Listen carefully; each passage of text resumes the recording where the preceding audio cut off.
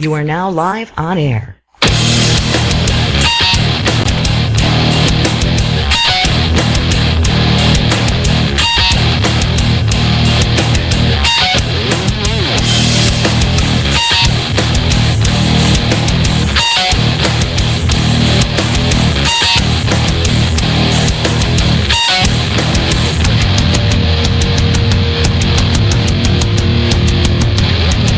Hello, folks. We are live once again. We are back. You are listening to Beyond Sight and Sound. I am your host, Josh Kimmel, a.k.a. Treasure Seeker. Comes in many shapes and forms. You just gotta get out there and find it. Sometimes, that means you've gotta be a little more diligent than the next guy. Sometimes, it means you've gotta be a little more versatile. Sometimes that versatility of the hunter really dictates the success of your hunt in any given environment and situation. Which brings to mind tonight's guest. Tonight, I'm actually joined with Mr. Leighton Harrington, well-known hunter in the hobby, over 40 years in the hobby, actually, I believe 43, and he has done quite well for himself. Many of you have seen his posts, seen his finds, and he is very diligent and versatile, and has learned over the years the value of being a versatile hunter. And we will be covering some topics on the advantage of being versatile tonight. Also, I am joined with Kenny Moore, Dirt Bandit 33. So we will bring everybody in, see how things are going, and get this rolling. How's it going, guys? Hey, good evening, Josh. How are you? Good evening, Kenny. Not bad. Good evening. Not bad. Of course, doing a little better than up there in your area, I guess. It's sounds like you're getting quite a bit of snow. Oh, yeah. We've had over 70 inches here in the last 2 or 3 weeks. It's been quite the winter for us so far, and we're expecting another 12 tomorrow night. And with all that snow, you still managed to find a spot to dig. Well, here you go. That's a good way to open the topic there, being versatile. If you're landlocked and you got that frost down to 30 inches or so, you're certainly not going to dig any coins, that's for sure. So, I migrate towards the water. Right. Yeah, I know up here in Ohio, I can't get through the ground with anything right now. Yeah, well, I'm assuming that Kenny still doesn't quite have the frost that we do down there where he's at, but up here, like I said, we've got a good 24, 30 inches of frost, and we just find ourselves getting out in the water, even if it's just wet sand hunting. When you've got this addiction called metal detecting, and I think I would fall into that category, being 43 years in the making. So you always learn new tricks, and you got to get out there wherever you can. It's not always about finding, but it's always the quest, right? Right. At least you're getting out there and you're making the attempt to do the best that you can. Exactly. We were briefly talking before the show. It wouldn't surprise me, because I'm not alone in this now. You got to realize I'm in a very populated area. It won't surprise me to see 15 or 20 guys spread out over a couple of miles tomorrow, because they're landlocked just like I am. So even guys that have land machines will certainly be out there in the water or near the water's edge for sure. Oh, absolutely. I mean, after you've been locked up for so long, you're looking for any potential possibility to get out and dig. That's for sure. So we'll make the best of it, and maybe we can report up tomorrow on the Facebook page and let you know how we made out. Yeah, hopefully it turns out well.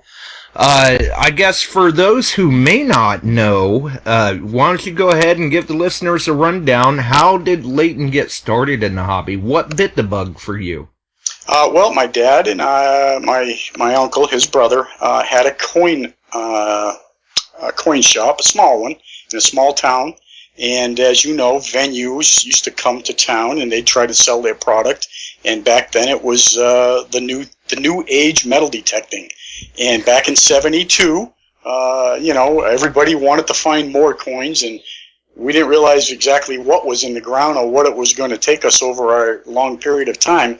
But anyway, the venue came in and sold my uncle and my dad a half a dozen metal detectors. And at the end of the year, just like cars, there's leftovers.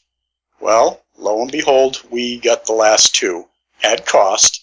And in 1972, that's when the bug bit me. So my dad, I was 12 years old. I was still riding the bicycle, obviously, and we lived on the beach. And my land hunter metal detector I was always told not to go in the water with it because it didn't have a waterproof coil. But I was finding a lot of coins up on the dry sand in the beach. We grew up on the beach, and I'll never forget the first two coins I ran back to my house with: a Walking Liberty $50 and a Standing Liberty quarter. Wow, what a way to start out.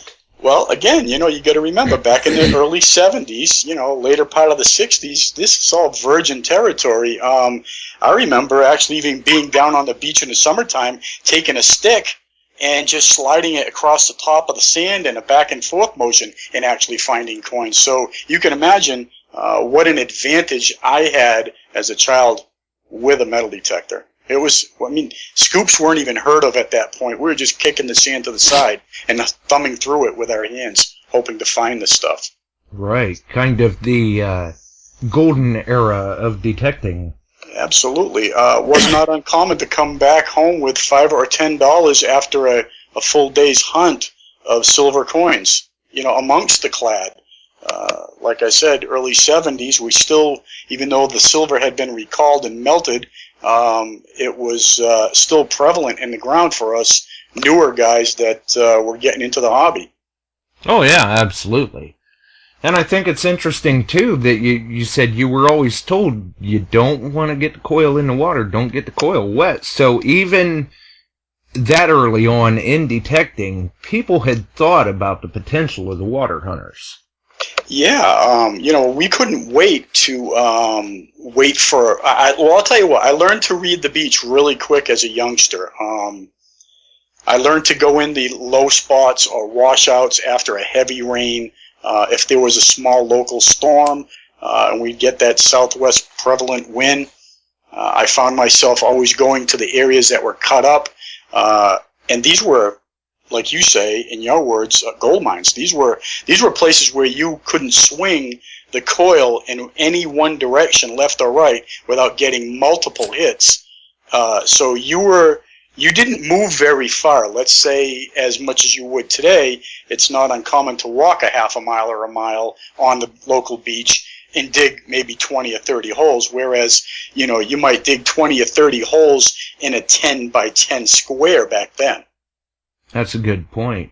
Yeah, big difference. Big difference. And I imagine. A lot less trash, believe it or not, too, back then.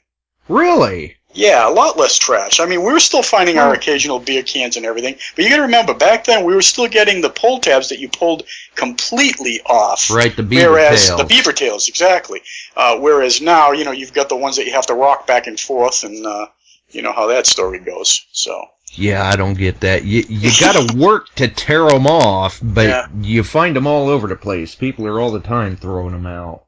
Yeah, it's a sad situation with the pollution, but it is what it is, and I do my part. I can't tell you how many I've had to dig to get one ring only, but right. I'd rather not even say how many.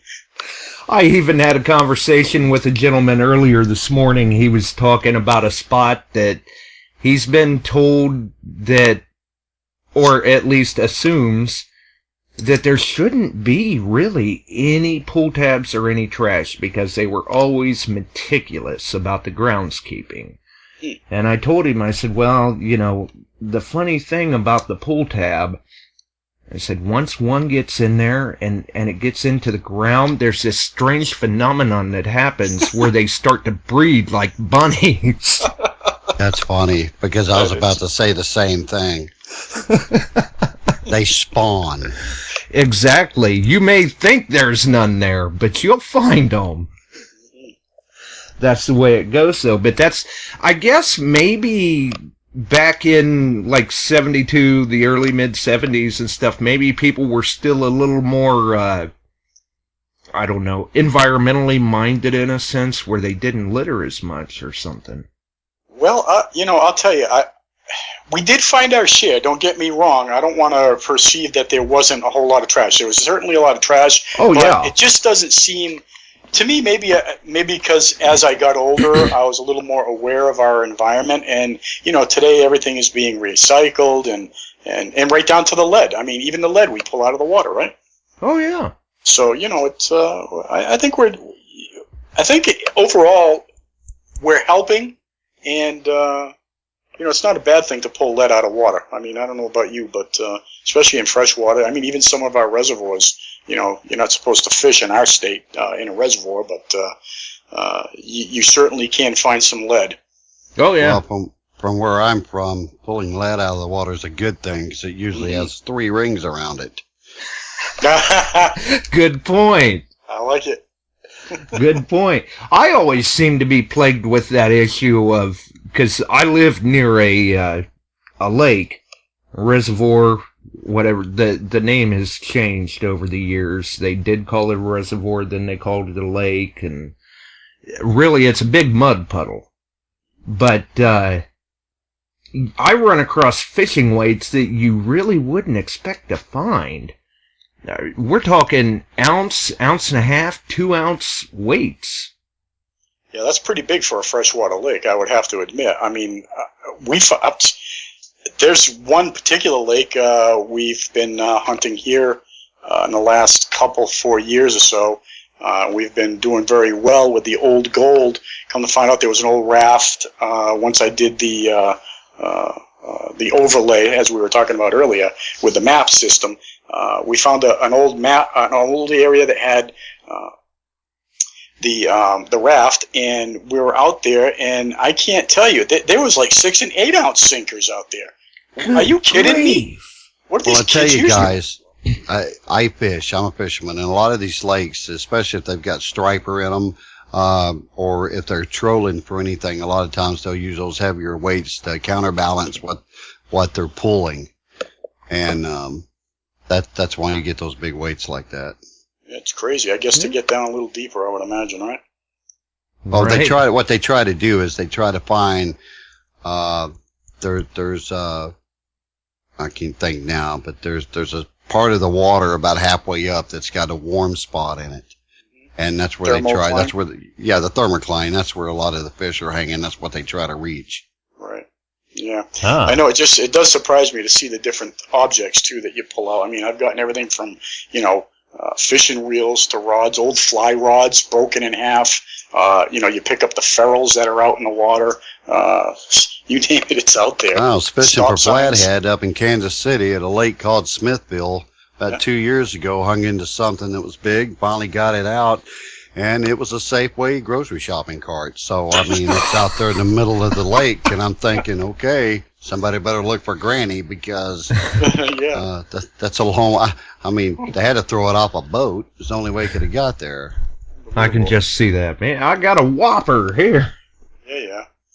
Or how about maybe, does that lake ever ice up and maybe they pushed it out there and then it sank? Oh, that's a That possibility. particular lake, no. Oh. It just doesn't ice up thick enough to do that. Yeah, so definitely out on a boat somehow. What are people Yes. thinking? Now, I got a don't question know. for You gotta you. wonder. I got a question for you. You were talking about wet sand.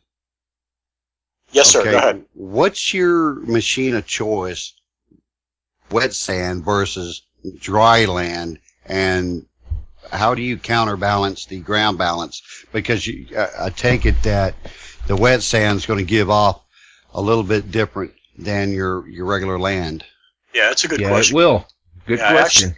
I was going to say, I don't know about you, Josh, but up here in what I consider wet sand is where the high tide would go its uttermost highest from that point and then work its way back down to the mud flats. That's what I consider the wet sand. Now, the wet sand I use, my choice, my arsenal is an Excalibur Mine Lab. I have the 2, and I always use it in all metal. So as far as falsing goes, I still have to tweak it a little bit, Kenny. And, you know, I can... So, in other words, so that I can still swing it, but still be reasonable where it's not really chattering in my head. So that's my choice. Dry, I use a Mine Lab CTX 3030 with a special program that I've made over the past couple of years. And what I mean by special is it really isn't all that special as far as anyone else's program, but what it does have that everyone else doesn't have is 3 tones. I've got my low tone for my gold, I've got mid-tone for all my clad coins, and my silver or sterling or any kind of silver coins is a very high-pitched tone. So I can cherry pick, whereas you know, other guys are just going in there and hoping to, or they are actually digging every single tone, versus where I just go in there. If today I know it's a new spot for me, I'll go in there and just do just the high tones today. Right, and you just discriminate the iron. I do not use discriminate in my CTX only until I have already feel like I've done the area pretty good. I always use it in open array. There you go. Which is a good point. Yeah. Because if really, when you get out there, especially with a new spot, if you're running discrimination, you're missing targets. You're missing good finds. You are. I can tell you another little thing I throw in there every now and then. Let's say I've been hunting the same area, but a new area to me, for let's say a week, and I'm starting to kind of run out of targets here and there. That's when I start switching coils. The CoilTech 10x5 that we've talked about in the past has been phenomenal. This is quite the separation, which you might actually find very good on your end over there, Kenny. Not sure what you're swinging yet, but I'd like to know. Yeah, that CoilTech coil, that elliptical coil, has been incredible, especially in the springtime when you have a lot of targets in an area that you feel as if you've done over many years, over and over and over, and there's a lot of targets that are close together, junk included. Right. You know, yeah, well, I here, like getting in there and in fresh areas like that. When you're going through, let's say you're here and let's say you're in a camp, for example. Sure. Yep. And let's say, of course, my favorite camps is camps that everybody says all been hunted out. I mean, that's my favorite camps to go. And when you go to those camps, in that scenario, it's more about frequency. Because I want to go, because, you know, anything that's usually 3 or 4 inches deep has probably been picked. So, you know, if you're running 17, you want to drop to maybe 11. And then you may even want to drop to 4 if you have that availability. Is exactly why I'm using the XP Deus now, opposing to what I was using, which was the Garrett AT Pro and Gold, which I still use. Right, still which love is those not machines. to say they're bad machines. No, you they're still not, use them. But let me tell you something. Any time that you can get into a scenario like that and change your frequency on the fly, that it's just, I mean, you cannot beat that. That's an arsenal you must have if you're in a place that's been hunted. You need to go a little deeper. For example, I was at Shiloh the other day, and just to test this machine out, we pulled a bullet. This bullet was 14 inches. That's an 11-inch coil, and I am maxed out on 800 on the tone. Okay? However, my silence was on 1. When I went to 0, I swung back over it, and it was like that item went about 2 inches deep. Yep. If you haven't tried the Deus, you should. And I'm not trying to sell a Deus. I'm just saying. But I mean, I was unbelievably impressed with that machine. Yeah. And to be honest with you, at that depth, when you're in a place like that, because, you know, you got deep row plowed here, you got these fields that's been plowed for years and stuff churns, stuff is 2 or 3 deep, you got fire pits that you can, we were pulling bullets out 3 foot deep. Well, none of your machines are going to grab that, Right. you know, with the exception of maybe, you know, 4500 GPX. or 5000 GPX may, you know, get close to that. But there's even some of that's not going to happen. Right. But changing frequencies on the fly is the way to go here. Oh, yeah, absolutely. And sensitivity too, I might add. I mean, you know, I've got a perfect scenario. 3 weeks ago, we had a small cut, wasn't very big. 4 guys had gone down on the beach. They'd been pounding it for about 6 or 7 days. I heard about it a little on the late side because I'm about an hour away. Went up there and pulled out right in back of 2 other gentlemen that had been working that small cut. I got 2 gold rings and a gold chain. And that was only by actually using my sensitivity, which I normally use at around 14 or 15 on my CTX. I boosted it to 27. I could still swing. It wasn't so bad where I couldn't hear, but it was enough to make me slow down and really pay attention. And again, these things are, like he just said, 14 inches deep. Yeah, now that's interesting. Have you noticed, with you running your sensitivity normally around 14, 15, and then boosting it up a little bit like that, did you notice, say, a dramatic increase in depth or just a little bit of an increase?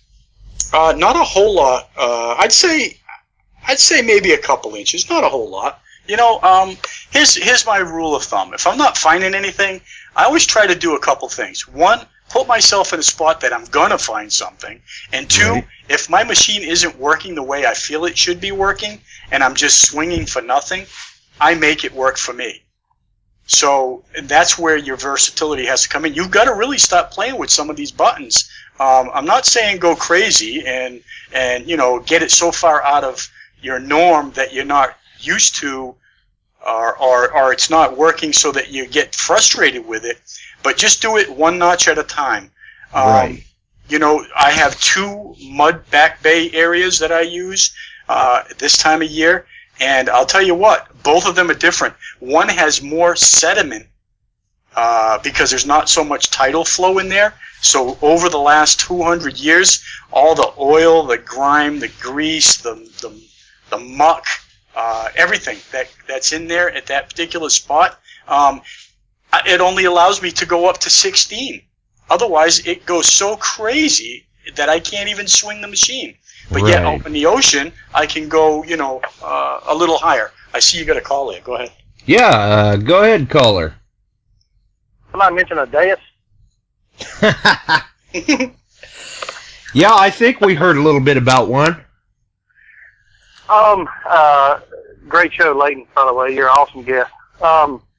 And Mr. Josh. Thank you. I'm a white user. I'm a white believer. I used the dais one time and got mine in today after using one. And the So, first time out with that, you made a nice coin find. 1852 half dime. Ooh, But you know, we just found out the find of the day. We didn't know what it was. We just found out. John, with his dais, found a mold to the word and popped on my head. A mold to counterfeit half reals. Oh, nice. Wow. I'll tell you what, he's been on fire with that thing lately, hitting that Marshall shell and now that counterfeit piece. You know, and you know, seeing is believing. I mean, I told John today it was tough for me to open up a box that says "Made in France" on it. Yep. Because I'm a big United States fan. I love the United States. I stand behind them. But I mean, it honestly I think is the best machine made. And I'm not down in anything else because I could go in an area and wipe it out so there's nothing left, and Leighton could come up behind me and still find stuff. So nothing's ever hunted out. And all the machines are made for a reason because you have different people with different tastes. Right. And they the just one have thing to that- find what works for them. Yeah, and the one thing the CTX 3030 does that the Deus doesn't do is the Deus you have to choose what frequency you run, and if I'm not mistaken, doesn't the CTX run in a bunch of different frequencies at one time? Yes, sir. It is a multi-frequency machine. Right. So that's where the CTX is. The technology is a little better than the Deus because of that. Because just like Leighton was saying, you can go into a little area, and if somebody comes in there with a one frequency machine, they might think they've hunted it out, but it's not true. You can go in there with that multi-frequency machine and start finding stuff, and you just slow down a little bit. People if they're swinging like they're swinging a golf club or a baseball bat, and wonder why they're not finding anything. Right. By the way, if I could just throw my 2 cents in there, I like people like that. Oh, yeah, because they're missing that stuff. I'm just saying, buddy. That's right. I agree. And when you tell people, hey, you need to slow down a little bit, a lot of them get offended. Hey, I've been swinging this machine for 15 years. But then you hear them, why, I had to take my machine, send it to the shop, and I borrowed my friend's machine, and now I found all kinds of stuff in my front yard I didn't find before. He said, and they think it's just the machine. Well, it's a lot of things. You slow your swing down a little bit. You might speed it up a little bit. Some machines work better at a fast speed. My labs work better at a little slower speed. But that's the reason why so many detectors are made, just like golf clubs. You've got to make a bunch of different golf clubs because you can't just use one. That's right. Low and slow, buddy. Low and slow. Yeah, and the Deus, you can change the frequency, so that helps. The CTX 3030 runs on multi-frequency, which you don't have to change. Right. But and that's the technology nowadays. The upgrades. If somebody says, "Hey, I want the screen to look like this," MindLab could do it if they want to. They just do a firmware update. You download it on your computer, and you're done. That's true. You don't have to send it back to the factory for an upgrade. Right. And if these other people, excuse me, if these other companies don't catch up and get with the times, they're gonna, they're just, I've got a top 5. I've always said it, and I never put XP Deus in it because I've never used one. So I couldn't put them in the top 5 of who I think was the best manufacturer because I never used one. I've used MindLab and Fisher, Garrett, White's. And, between MindLab and XP, they're number 1, number 2. Whether XP's number 1 and MindLab's number 2 or vice versa, doesn't matter. They're still number 1 and number 2 because of the technology. Right. For many hunters, they are considered one of the top machines. Well, I'll tell you, I was a White's guy for 35 years, much like yourself. They're years and years of technology. They've come a long way. I went all the way up from the XLT all the way to the V3, and I had a chance, I had a friend who had the CTX, and from one day of use, I must say I was a believer. So I will tell you what I have in my arsenal today. I have 2 machines. They're both MindLabs. One's the XCal, which the processor isn't quite as fast as the CTX, but both great machines for what they are made for. So again, it's as good as the user. Every machine has its own little thing, and it's only as good as the user, right? That's right. Right. Now the XCal is a water machine, right? Yes, sir, it is. Yeah, and honestly, it's probably one of the better water machines that's probably ever been made. I think so. There are a lot of them. Garrett makes a great Infinium. That's a fantastic machine. In fact, they've just come out with another one that's also used in the water. Yeah, the ATX. That's right. It's a great machine. I've heard all great reviews. Have I used either one of the Garretts? Well, I'm an old believer, as I'm sure a lot of you guys are out there, and gals that are swinging nowadays. If it's not broken, don't fix it. That's I'm doing right. okay. Exactly. So I feel like I really know both of my machines. I only have 2 left. Those are the 2 I have, and by choice. I have since sold off all my other stuff, and as I get older, less is best. That's right. Absolutely. All right, well, I'm gonna get off here. Josh, great show. Leighton, great guest, and I'm gonna get off here and listen to y'all talk some more. All right. Thanks for the call, Kevin. All right, bye. And that's back to the versatility bit. That is one advantage, is that for those of us who have had some time in the hobby, a lot of times it does seem like we possess more gear than somebody just coming into the hobby, or whether that's different diggers, different scoops, various machines, because of the fact that you do have to, in order to be versatile like this, it may require that you use a different machine, or a different frequency, a different program, an aftermarket coil. Any of that helps bring those finds out and turns these worked over spots into new areas again. Absolutely. I just put a video out where I put a 17 by 15 double D nail made for the AT Pro. I went to that area that's been hammered for 20 years. I was pulling Maynard bullets out at 14 inches deep. It was just ridiculous.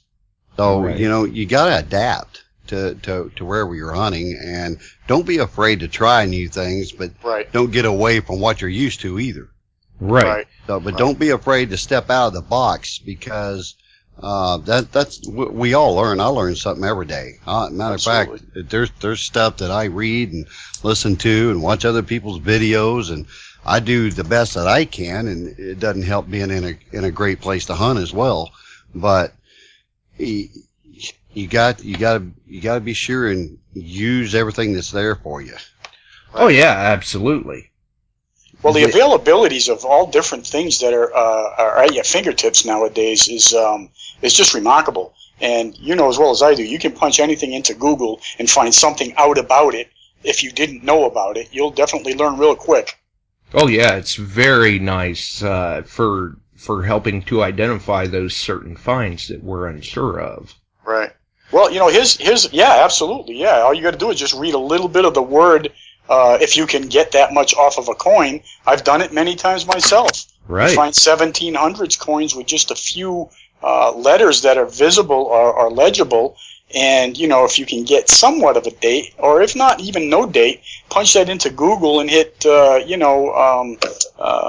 photos, and you're going to have an array of coins that are exactly what you have in your hands. Right. And next thing you know, you're going, oh, so that's what it is. Yeah, I had this happen to me just a few weeks ago. I had a 1724 Portuguese coin, had no idea what it was, never saw one in my life, and here I've got one in my hands, and I could only read a few letters on the back, and sure enough, that's exactly what it was. It was a Portuguese coin. So, these are things that are readily available to us as the consumers. It's a great thing to do. And if I could just throw out that thing that we were talking about a little bit earlier too. Absolutely. I use a site, for those of you who don't know, I use a site, it's called Card Cow.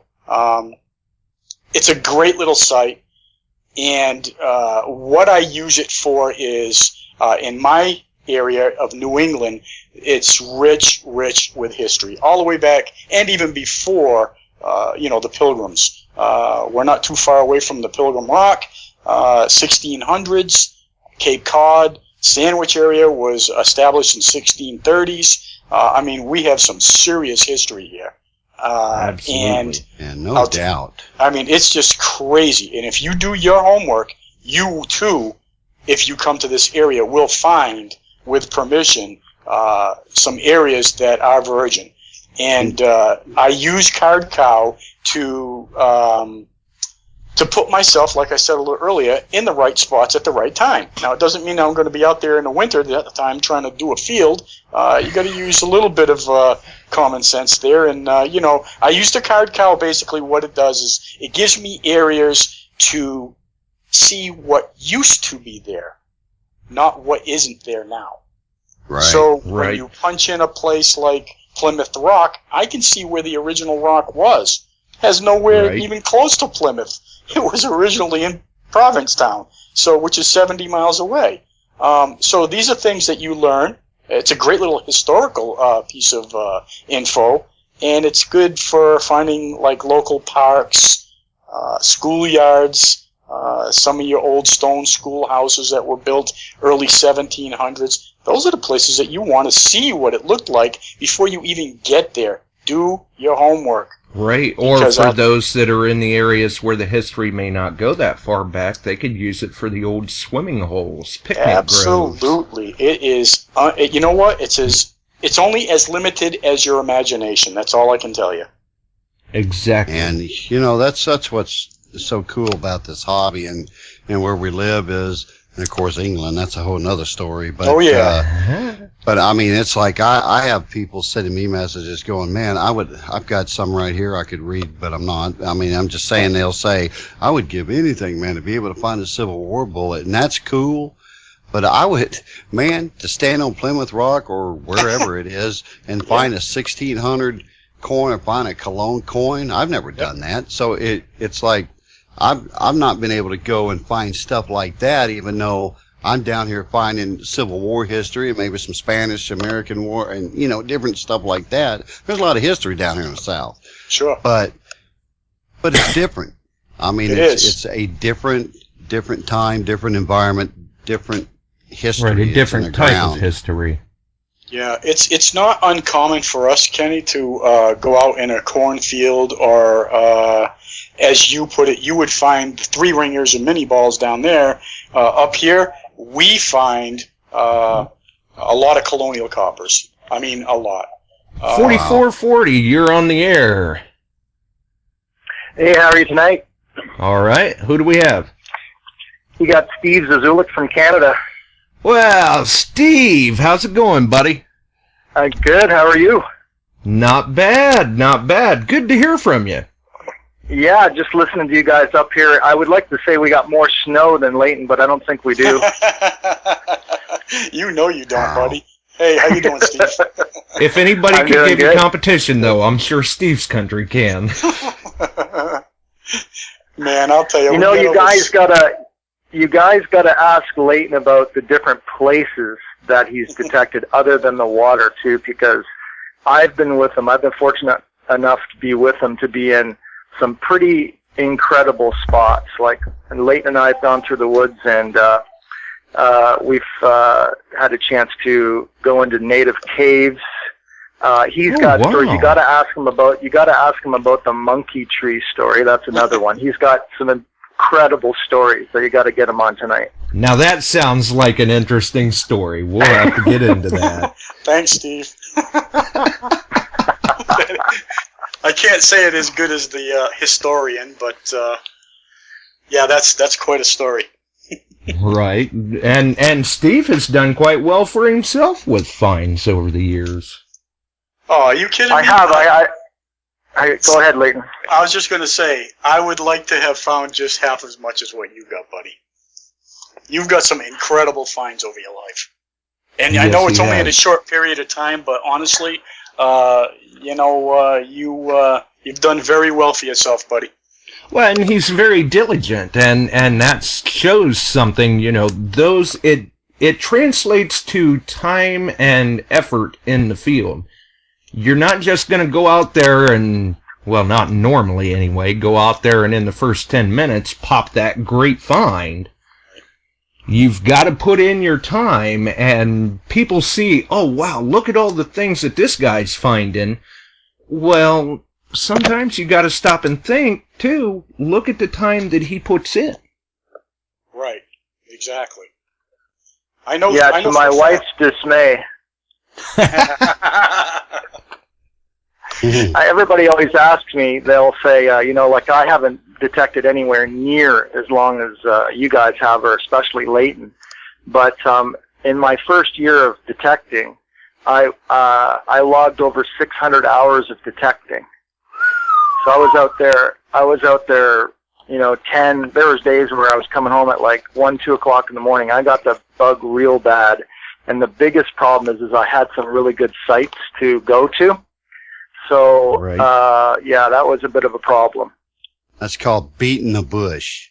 Yeah, a little bit much.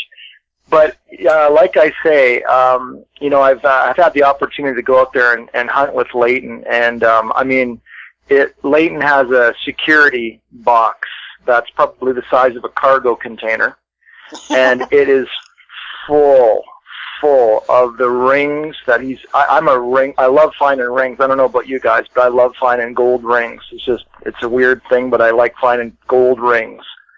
And well, nothing Leighton wrong with that. And Leighton, I don't think there's anyone out there that I know who's honest about it that has found as many rings as Leighton.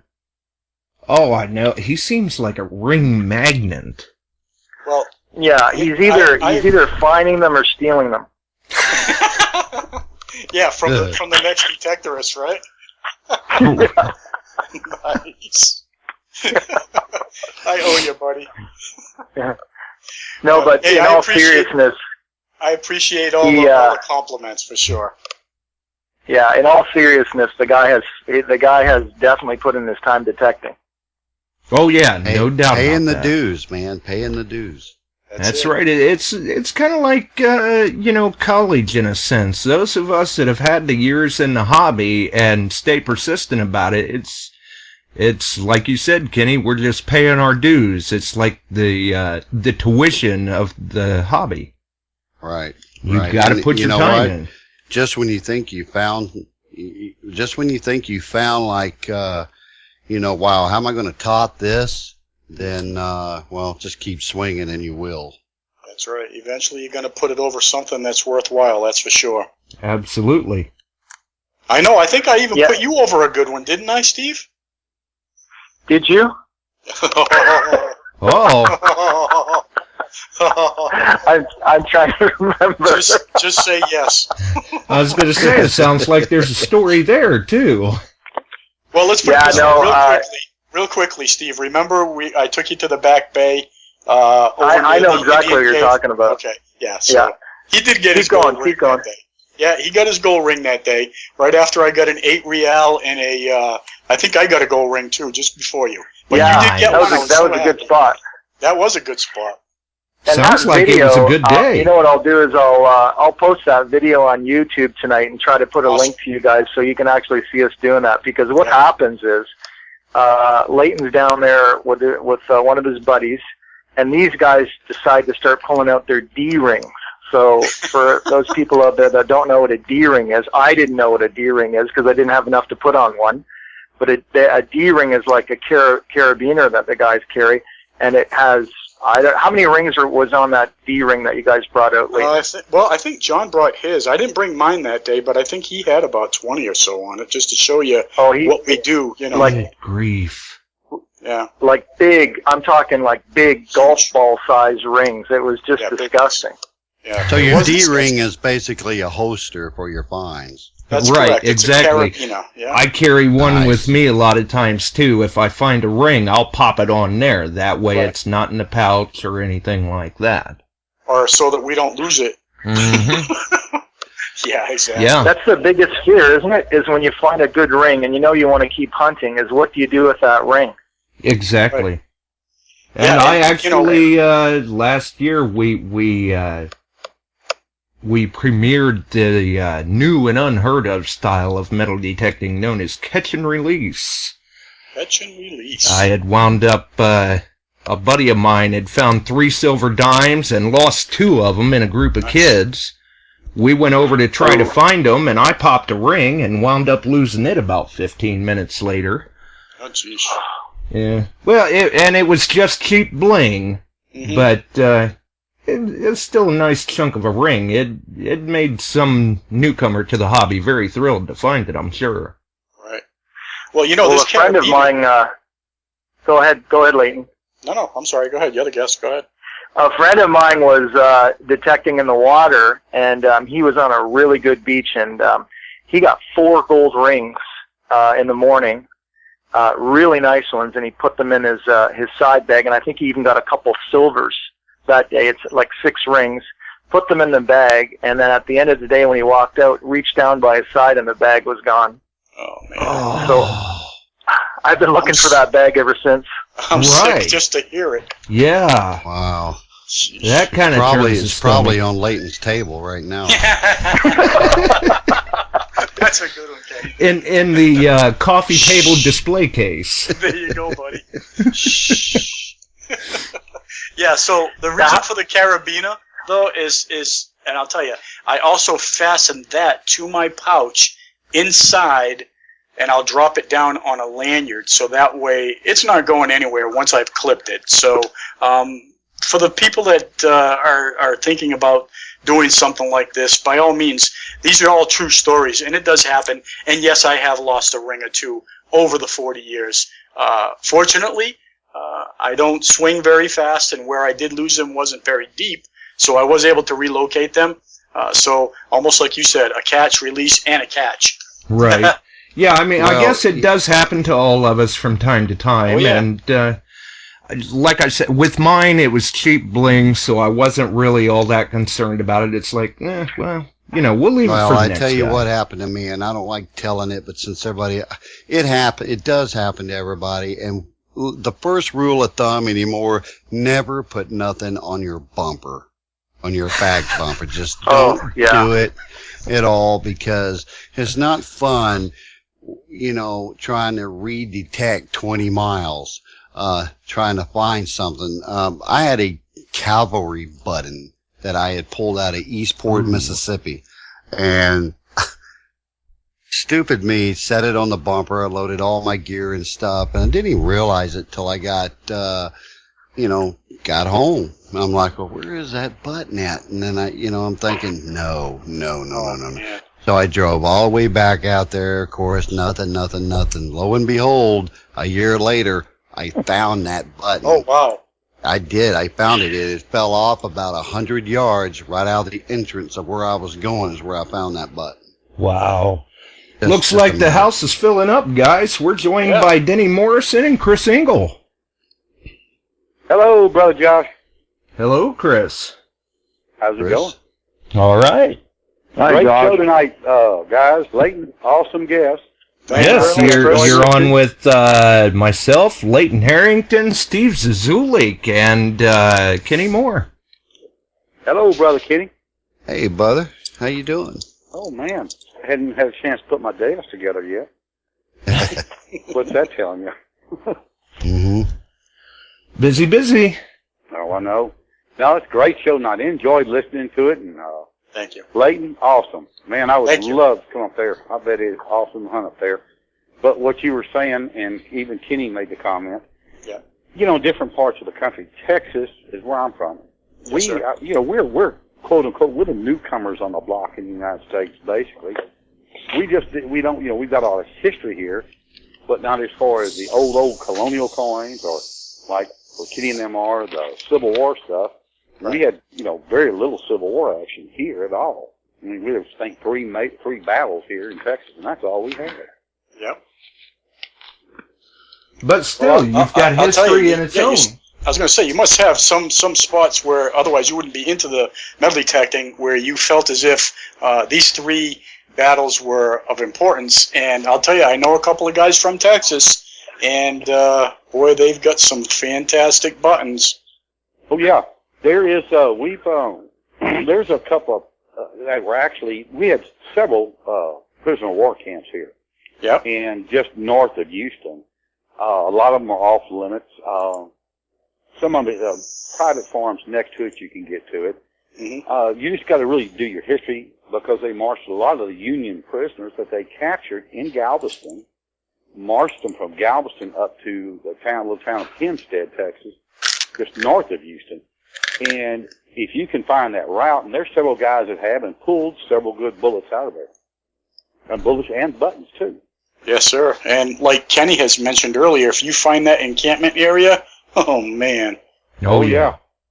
you're gonna be swinging like an ape, looking for that last banana. Oh, you bet. You bet. Well, guys, like I say, it's a great show. Just want to call Thank in you. and thank everybody. And great show, Josh. All right. hear Thanks from for you. the call, Chris. See you later, buddy. Take care. Bye.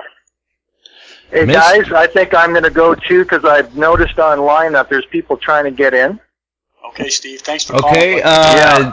before you go, Steve, why don't you throw your YouTube channel out there for the listeners? Okay, so it's just, I believe, let me see here. You know what I'll do is I will post it on your comments. Okay. I'll post the actual spot on YouTube for your comments, and That's the people one can with see the it. They can D-ring. watch. Yeah. That is the one with all the gold. Yeah. Nice. Yeah. All right. Well, thanks Yeah, for and the call. just one more comment with you guys. You were talking about your fines and where you put your rings and stuff like that, and leaving them on the bumpers of your vehicles. And I was going to tell you, the one thing you also don't want to do is leave your fines in your pockets when your wife is washing your clothes. Because I was sitting in my living room and I was hearing all this banging going around in my dryer. And I ran in there, and my War of 1812 breastplate was whipping around in the Oh man. in the dryer. Oh man. That's not. I wouldn't even admit that. One find you It was weren't clean. intending to tumble. I bet it was. All It right. was a Well, pleasure great talking to hear guys from you, tonight. Steve. Great show. Good to hear Leighton again, and God bless you guys, and you have a good evening. Okay. You Thank too, Steve. Mr. soon, buddy. Denny Talk to you soon. Morrison. Hi, Josh. How goes it, sir? I'm doing pretty good. I got a couple comments. When you first started the show, you talked about finding lead in lakes. Here in Ohio, we have, especially in Lima, there's a reservoir there. It was built in 1911. And Yeah, my a lot buddy of and I good went rings there have looking come out of for that reservoir. a ring for a fella. That it came from his grandfather. It came from Belgium someplace. We never did find the ring, but in a week's time, every day, each of us hauled out 6 pounds of lead sinkers. And we did find a couple of 3-ringer sinkers in that lake. Wow. So, 330,000 soldiers came from Ohio, and they lived somewhere, and they went fishing somewhere. So they brought that stuff home and they used it. So that happened. Absolutely. I wanted to ask Leighton, what kind of a scoop do you use in the water? Good question. Yeah, thanks for the question. That's a good question, actually. I'll tell you, I've evolved over the past 10 or 15 years. I started out with aluminum scoops because I was doing mostly the the dry sand. Then I worked my down towards the wet sand, and then I was trying to find more virgin areas, if you will. And then that's when I started transforming into a water hunter, and then diving, and of course that all just kind of went into everything. So to answer your question, I started out with aluminum. They were 10-inch scoops. I have since, in the last 5 or 6 years, gone to a stainless steel scoop. It has a stainless, no sir, Okay. a stainless steel handle. Yeah. Everything. It's heavy. It is But they are counterbalanced. sturdy. They're durable. They are extremely sturdy. But I will tell you, I've gone through a couple of them too. I've had them welded and re-welded. I've put tips on them. Here, it's not your actual. It's not your average. How can I say average beach? Here, when we get a nor'easter, we get the winds 50, 70, 80 miles an hour. It puts what they call, or what we call, or we come to call, a cut. The cut will take away, 4 or 5 feet of sand at times, and that's when you have everybody and his brother down there digging. Now, what doesn't get blown away are the rocks. And now when I say rocks, I'm talking rocks the size, or half the size of a basketball. And so you have to get in and around those and move them, and it certainly will take its toll on those scoops. Well, that's I usually use where the gold lands, even in Yes, when sir. you have water. It goes around wherever the rocks are at. That's where I always hunt at. yes, But sir. I have a wooden handled shovel that I've had for 20 years, Wow. and it's got a stainless steel bottom to it and a kickstand on it. Mhm. And it cost me $125 at the time, and I think they're probably up around $200 now. Yes, sir. And I also use a stainless steel hand scoop. Mhm. That, mine is so wore out from digging down in Florida. And they have cuts down there, too, when the hurricanes come in. Right. And one time I was down there, and it was blowing so hard, I was staying down there, and I said, I'm going to the beach, and the storm had just passed. I actually had a handkerchief over my face just so I could breathe. Right. And I didn't even need a metal detector, although I had one. I had my trusty Tesoro over there that I use. and there were gold rings laying right on top of the ground. Everything else had blowed away. You could just walk on top of the ground because it was hard pack, and just pick up the gold rings. Didn't even need a metal detector. Yeah, well, I always love the sight finds. That's for sure. The eyeball finds are more than fun to find. That's for sure. We had quite a few of them a couple of years ago when Sandy went through. I think I had about 12 of them on top that particular season. Another question for you: do you use a wetsuit when you water hunt? I mean, I'm not talking diving. I'm just talking about walking in the water. Okay, depending on the time of the year, yes. This time of the year, no, I'm not using a wetsuit any longer. January, February, no. But yeah, all the way up into December, I'm using a 6mm. I also, it's a good point that you brought up too with the handkerchief to put over your face. I also have it's almost like a light hoodie that I'll put on. That's maybe 3mm, just to keep that sand from blowing in your face. Right. I look like something from the Black Lagoon when I'm going down, but when I come back, I'll tell you, a lot of people say, how can I do it? But I don't know about you, but one gold ring in the pouch, all of a sudden makes 40-degree water about 70. That's right. Do you Suddenly have a dry you suit? forget about the elements. I do not. Yeah, you forget about the elements, Josh. No, I don't have a dry suit, but I will tell you here, I use an insulated pair of waders through the end of December, all the way through right through the spring, and so that's what I use. And it doesn't hurt to use some kind of also thermals or something like that underneath. So another quick question: sure. Have you ever got stung by what the heck? Jellyfish? Stingray? Jellyfish? Yeah. I grew up on the beach. To answer your question, yes, many times. Oh, okay. To me, it's just another something in my way. I just kind of don't even worry about it anymore. I don't know if I've come immune to them or what, but now that doesn't mean that I haven't been stung where I'd had to get out of the water, but I always use a long sleeve, even if it's just a small shorty on top. Right. Or a slim suit that we use. It's very thin, a couple millimeter thick, just enough to push the stuff out of our way. Now, that doesn't mean that I'll be walking towards them if I see them. But yeah, they do get in the way. They're just a pain in the butt for me. How close have you come to a shark? Well, sharks, I don't know if you've heard, but recently we've got a lot of great whites in our area. Yep. Personally, just a lot of sand sharks, that's all. I've never encountered any other type of sharks, not while I've been doing any type of metal detecting. But I will say stingrays, yes. Yeah, stingrays are bad, too. Yeah, that's why we do what we call the Cape Cod Shuffle. We don't have stingrays per se here that are dangerous, but, when I'm down in Mexico doing the water hunt, I'm always doing the Cape Cod Shuffle. I'll just push my feet along. One of them babies, look out.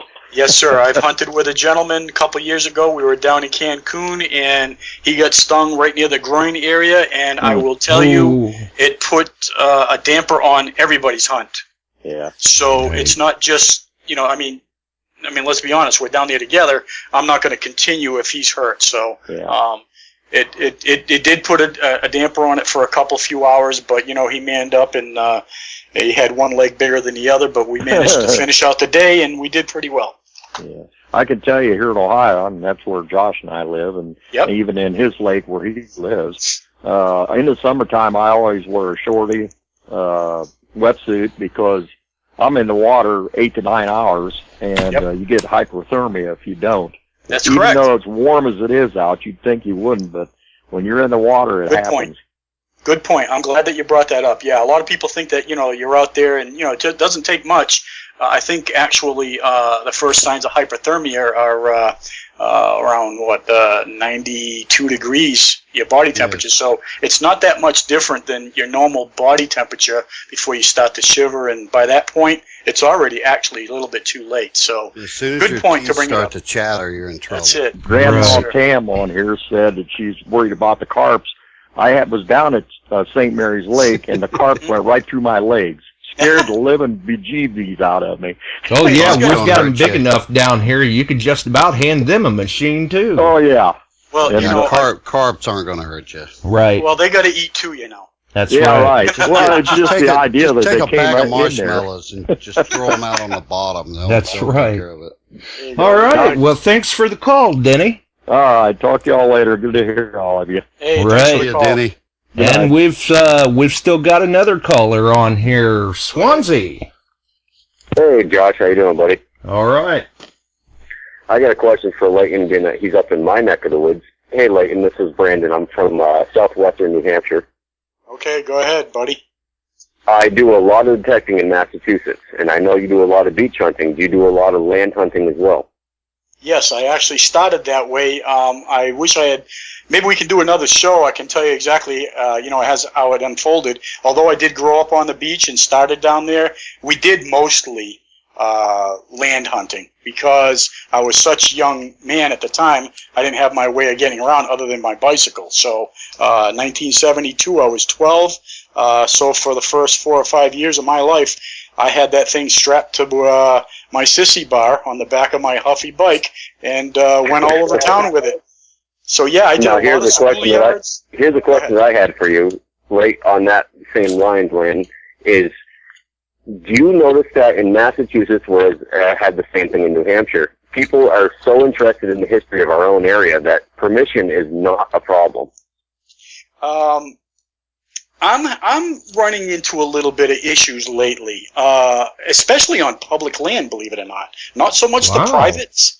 The public, for some reason, has gotten it into their head that we are, digging holes, leaving our trash behind. And now this is just personal experience in this last season alone. I've been asked to leave on 3 or 4 different public properties that I've never had an issue with ever in over the 40 years I've been hunting. Now, I always ask when I'm asked to leave, are they sure it's me that's leaving the holes, and why I say that, and I try to say this with as straight a face as possible, and I'm sure you'll understand what I'm talking about. 2 things come to mind right away. One, it's usually a dog park, and the dogs are digging the holes, and I've never yet seen a dog cover a hole up yet. And Right. 2, squirrels are so prevalent in our area that they make so many holes that I'm afraid that these people are being misguided or judged because, again, I've never seen a squirrel, after him finding his nut, cover his hole up and then go back to his tree. So I'm not saying that to be a wise guy. I just don't think that they're really thinking the picture through. So I don't know why this past year it's been an issue. I have been hunting the parks a little bit earlier, so maybe I'm a little more visible. That could be the issue. I don't know, but private property, no, I'm usually pretty good with the privates. If you ask nicely and you show them what you got and let them take their pick before you leave, I usually don't have any problems getting permission. That's That's funny what I you was going to mention say that too. Is I do because 90% of what I do is farm fields, hay fields, stuff like that too. And I've only had one in Massachusetts. Of course, it's northern Massachusetts. To me, it's the Northfield, Greenfield, Oh yeah, Hadley, that type of area. very familiar with it. I've only had one ever tell me no, and I've had great luck. And I can only say there's only been one that's ever even wanted one of my finds. They're just more curious about what the history of the area is. They seem to be more hospitable even than New Hampshire is. Right. Yep. I mean, I'm right there with you. I know Kenny wanted to say something in there. Yeah, go ahead, Kenny. I was just referring to the permissions. From my experience, it just takes one guy that not to hold his ethics strong enough to ruin it for the others. And another thing is when you get TV shows coming on with guys pulling out with an excavator trying to ask for permission, that doesn't help either. Right. But used to, there for a while, what I did was I printed out a before and after. I actually dug a hole. I took a picture of where I was going to dig a hole, and then I dug it, and I put the plug back, and, I did all the replant the seed thing, and which isn't a bad idea, depending on the property you're hunting. But then it got to be more, here comes a guy with a bunch of papers. That they don't like seeing that either. So around here, it's pretty much, hey, you just be honest with what you're doing. And, you tell them, hey, I'm a man of my word. I'm going to leave your property like I found it. If not, I won't be back. That's it. It's usually not that big of a problem if you're just on the up and up. Right. Well, you never have to remember the truth. You always got to remember the lie. So, yeah, I'm the same way. I always say, listen, if you'd like to even, in fact, join us, a lot of times we'll take an extra metal detector with us, and if you are more than welcome to come with us and have at it yourself. And if you want to join us, I'll even show you how to use it. So a lot of times, in fact, I just came back from a trip down south, Kentucky and Tennessee area, and that's in fact what we did. And you would not believe the permissions that we gained while we were there just by knocking on the door and inviting them to come along with us. Right. It really, really helped. I like to show them too what I found in the local area. As far as buttons, buckles, anything like that. That kind of sparks an interest, and that's kind of why I bring a little box around with me every single time. But I have noticed that I'm guessing certain areas are more prone to be acceptable to having people come on and take a look at what could possibly be on the land. And you also show them the trash, because then they're saying, okay, well, you're pulling the lead out of the ground, these pieces of iron. I don't know if it's the same way across the country. Denny, you could probably answer that question. But I know up here in the Northeast, we have such a long history of time, like you were talking about earlier, Leighton, that our history goes back to the 1600s. Right. I show them the 1600s coins, I show them the King Georges, I show them the mass coppers, I show them the War of 1812 buttons, and they say, well, I don't think there's anything here, but you're welcome to try it. And if you at least show them what's there, I think it sparks an interest, and you're going to get that word of mouth to the next person. Oh, well, Farmer John down the road, he's got a big 300-acre farm, and it seems to work. Right. Yeah, while we were down south, that's exactly the same scenario that just unfolded with us when we went down. Well, I don't think there's anything on my property, but if you'd like to try it, go ahead. Well, don't you know I found an infantry button right in his front yard. I offered it to the gentleman. He said, absolutely not. I just want to know what the history was. I was always told they came through here, and this proves it. So, he was nice enough to let me keep it, and he really, really was insistent upon me keeping it. Otherwise, I'd give it to him. It's a button, I just appreciated him letting me go on his property. Right. But yeah, it was. And then here's the best part about it. As we're leaving that particular day, he says, "Oh, by the way, I got another 50 acres up the road." Nice. Don't you love it? Can't beat that. Yeah. So he now has his own metal detector. He is very avid in swinging. He's a retired gentleman. And he's offered me back many, many times, anytime I want. So, I'm going to take the guy up on it. Well, yeah, absolutely. All right. Well, thanks for that, Leighton. I just had that question for you, and I appreciate the answer. Hey, thanks for the call, buddy. Good to hear from you. All right, have a good night, guys. Yes, sir, you too. Another interesting point, too, you had said you originally started out with the aluminum scoop, and I'm sure you found as you moved closer to the water's edge and into the water, the need to have a more durable scoop. And sometimes that's part of the being versatile, is that, maybe you don't necessarily want to just jump right out there and buy whatever's available. Do your research. Sometimes you're more ahead in the long run to save up the money and buy the better piece of gear. Right. Than to just grab whatever and then find out, say, a year down the road that, it's not, I'm going to have to buy another one now. And because much like yourself, I don't have the need for a scoop very often, but when I do, I bit the bullet from the beginning and bought a nice stainless steel scoop. And we're talking all stainless steel, handle. That's correct. Steel. Yep, that's right. And, I also... Let me jump in here real quick. Sorry, Leighton. Man, it has been a pleasure meeting you and listening to you, man. I look forward to talking to you again in the future. I'm going to bug out of here, Josh. All right. Great show again. Thanks to all the listeners for tuning in. It's great to have this show back on the air. And get out there and dig something, everybody.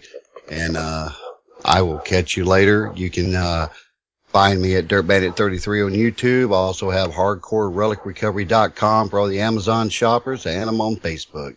But that, we'll catch you next week. All right. We'll see you, Kenny.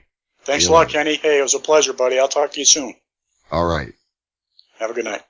Definitely a great guy and a return guest himself.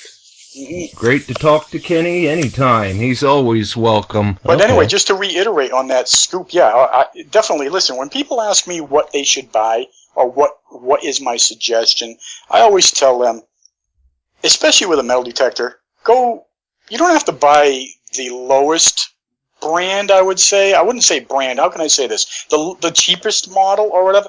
Right. Step it up at least maybe a couple notches. Try somewhere in the mid-range. You don't want to have to rebuy something next season if you start to really enjoy it. I'm not saying go spend $2,000, but maybe a few $100 anyway, $400 or $500 if you can swing it. If not, save your money until you can, because I would hate to see you come back to me and say, well, you said, we don't want that in this industry. And I think that you'll find, too, with people like that, if they do that, they are better satisfied in the long run. Absolutely. So, this scoop, I use a Stavar scoop. It's from Russia. One of the better ones I've ever bought. I have had to repair it a few times, but I will tell you, I beat it to death. I use it. I use my equipment. I try not to abuse it. I use it in the way it is intended, but just, time and, you're talking 50, sometimes 60 hours a week, of constant prying on the lower cage end of it. It will take its toll. I don't care how good of a welder it is that put it together. That's right. Denny. Hi, Josh. I had one more comment for us Ohio boys or anybody in the snowy area. If you want to go hunting someplace, find a nice hill that's facing the south where the sun hits it, and it's got a lot of leaves on it. And I just about bet you can go metal detecting and That's find a good something. point. Yeah, I've hunted many hills, and I always pick the south side, just like a Civil War camp. I would pick the south side where to put my hut at or my tent. I'd pick the south side so I got the most sun to all the data that I could get. So, but when I go metal detecting in the woods, I always look for the south side. Right. And before most of the trees were there, it was probably a sledding area. I hunted a place and must have taken 300 Wheaties out of one area, just where they went down the hill at. But it was all trees now. Right. So, all right. Good place. There's got to be a hill over there in St. Mary someplace. Oh, there is. All right, you guys take care now. You Bye. too. Thanks for the call. Thanks, Dan. Yep, bye now. Bye. Now, before we go, though, I got to hear this monkey tree story. I was hoping I got away with that. Well, quickly, this is it's not a very big story, but it's a funny one. I was told by a local historian in another town close to here, within an hour's ride. He says to me one day, as we're going from metal detecting spot to metal detecting spot, we had done the Back Bay area, and so he jumps in my truck, and we're going to try to locate this sterling ring that this elderly woman had thrown out her back door when she had gotten mad at her daughter for something she had done.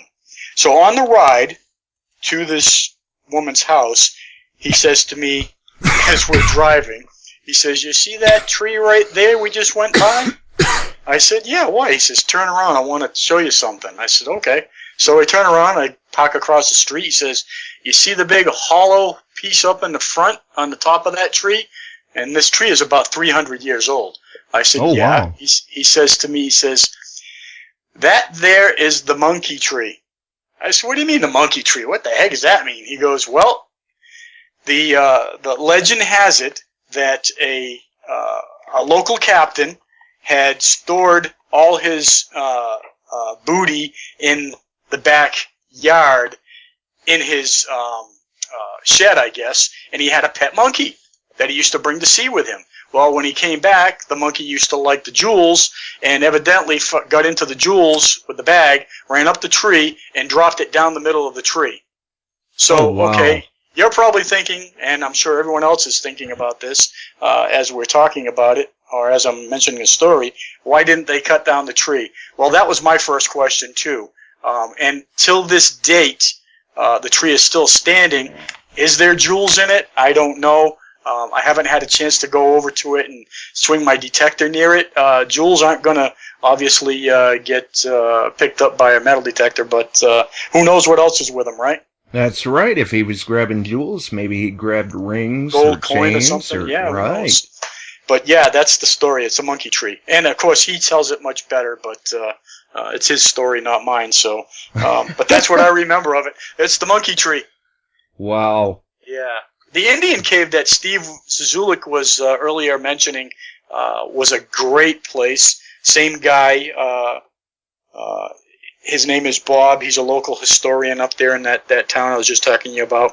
And Right. he was asked by the local historical society to try to locate or relocate this Indian cave. And after about, they knew about it. It just had been forgotten for so many years, a good 100 years. It had been written about prior to. It was on a piece of property that he actually maintained for an elderly lady, and he had looked for it for about 3 or 4 months. The problem was when he was looking for it. He was looking for it during the summer.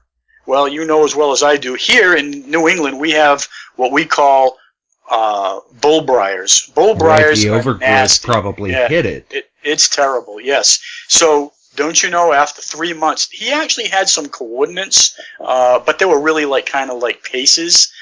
Somebody had written in a book, it was like 60 paces off the northeast corner of the property, and, things have gotten changed over the years, and then they said, go in a direction of so many paces, and all this other, it was almost like a treasure map. Right. And he never did find it until about the 3rd month. For 3 months he had been eating his lunch on top of it. Wow. Yeah, he had been sitting on what they call now Devil's Footprint Rock. I actually have one of the last.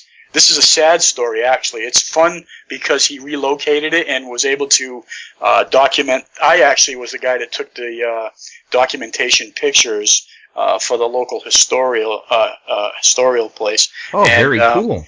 Yeah, so they used a lot of my pictures, and it's up there right now. And anybody who wants to go and see them, they're more than welcome to. It's quite a place. Steve and I got the chance to go inside the cave. There had been, we didn't find any. Had we did find any arrowheads or anything like that, we would have certainly turned them over. But prior to us getting there, they did have some archaeologists back in the 60s or 30s or something like that. It was quite a long time ago. It was almost 100 years that they had put into the into the museum, and but we weren't lucky enough to find any. But anyway, my point is that he did find it. He had been sitting on top of this cave for 3 months eating his lunch every single day, and when he finally dropped something, it kind of clinked down into this little hole, and he heard it go skaploosh. So he knew there was water there, and that's where it was. Right there. He had been sitting on top of it the whole time for 3 months. Sitting on top of an Indian cave that he never even knew about.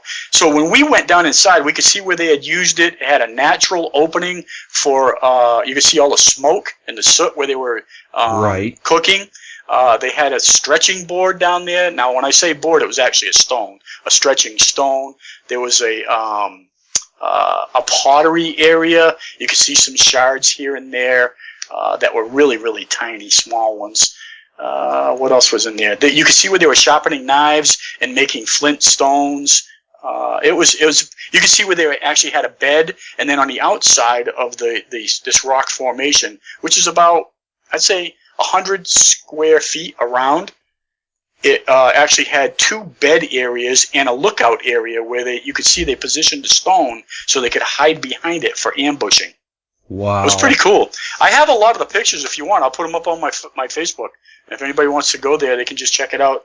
Yeah, definitely. All I gotta do is, it sounds like it was an interesting experience for sure. Now, this is the sad part about it. Since then, this is about 2 years ago when we were able to get in there and kind of look around. About a year ago, some developers have come in, and I know yeah, exactly. So when I say developers, you know where I'm going with this. Yeah.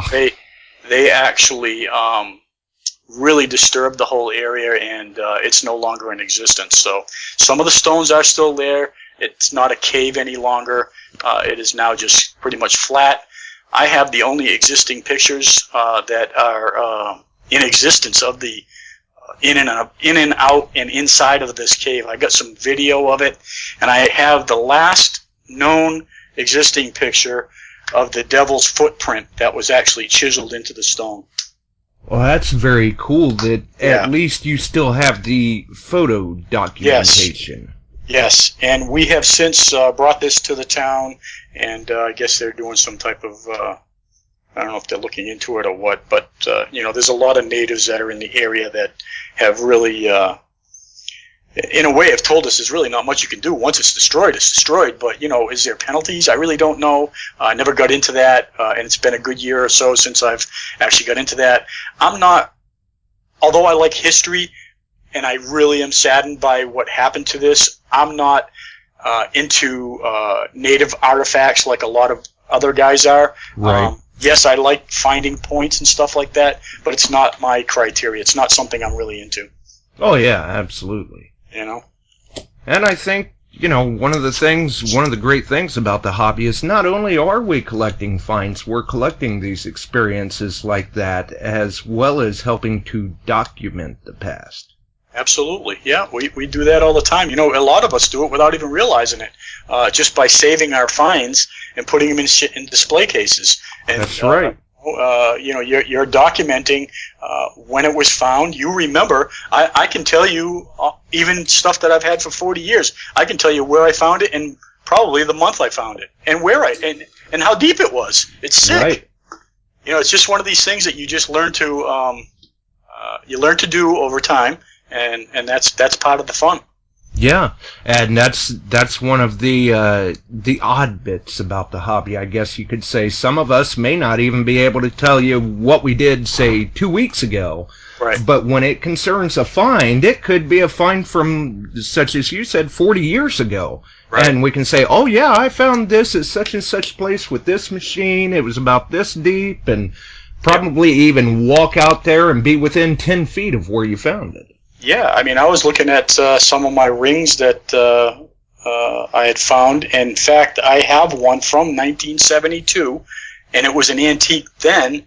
It's only a little tiny brass ring. It's got a little tiny red stone in it, and it's got some almost like rays coming off or around the stone, and it's got two naked women on the side of it. I don't know what it stands for, but it's very old. But I was just looking at it the other day, and I can remember finding it probably my first year in metal detecting, 1972. I've had it for all these years. A lot of people ask me if I sell my stuff. No, I don't sell. I enjoy bringing it to places and being asked about it. That's the fun I get. Right. Sometimes it's better to keep it just to show it off to people, not showing it off in the sense of gloating per se. Right. But just to display what can be found. Well, it's almost like a, how can I explain it? This is how I get rewarded. It's almost like if you go into a shop and you see a whole bunch of Hummels on the shelf, and you take one Hummel and you bring it home. It doesn't have or perceive the same existence by being by itself. So that's why I never sell anything.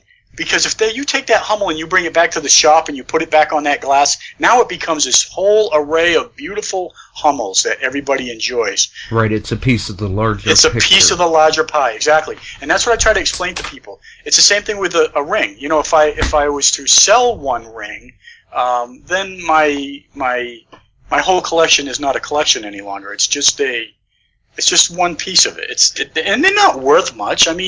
Realistically, what are they? $5. Right. They're sterling. They're $2, $1. It's the finding that's important. That's what really gets me going. How did that get lost? Who was it that lost it? How did they lose? Especially how they lost it is really interesting to me. Oh yeah, absolutely. And what does the whole signify? Backstory to the find. Yeah, Yeah, what does it signify? I mean, like I told you about this ring that's made of brass. It's a piece of junk. It's probably worth 20 cents. But it's got 2 naked ladies on the side of it. Not that that doesn't make it cool, because I thought that was actually a cool thing to find when I was 12 years old. Right. And it's got this little tiny red stone on the top of it. But what was the signification of it? Did someone give it to someone as a gift, or was it a present to commemorate 16 years old, or who knows? You could put any story you wanted with it. It's pretty cool. Right. The possibilities are limitless. Right. Exactly. Well then, it's certainly been great sitting down and talking with you. My pleasure. We've certainly covered some interesting topics, and there were some other ones I would have liked to have gotten into, and the way it sounds, there were even some on your end as well. We'll have to have you back again sometime. You're certainly more than welcome back anytime. Thanks a lot, Josh. I appreciate it. It was a pleasure. Before you go, anything you'd like to plug, a YouTube channel, anything like that? Yeah, they can look me up. Just look it up under Leighton Harrington. It's and I also have the Witter channel there. So go in there, check out the YouTubes, and I've got a lot of do's and don'ts, and I got a lot of actual digs. They're not staged. I'm sure you'll see that it's not something that looks fictitious. Let's put it that way. I always try to do the real deal. Right. Right. You can check out my page, my web page there, and if not, you can also go to Facebook. Look me up there. I got a lot of pictures. If you enjoy looking at some of the older finds that I've gotten over the years, more than welcome to browse through them. Absolutely, and you've done very well for yourself. Thanks. Too. Thank you. Hang in there with me for a minute, Leighton, and we'll get out of here. For everybody that's tuned in, we appreciate you dropping in to hear the chat tonight. If you enjoyed the show, by all means, rate the channel, throw me a comment. Hey, you want to be a guest on the show sometime, or a topic you'd like to hear covered, drop me a line. I'm not hard to deal with, it's pretty painless, and we'll see what we can do. For everyone else, myself, Leighton Harrington, thanks for tuning in. Check us out next week, folks. We'll see ya.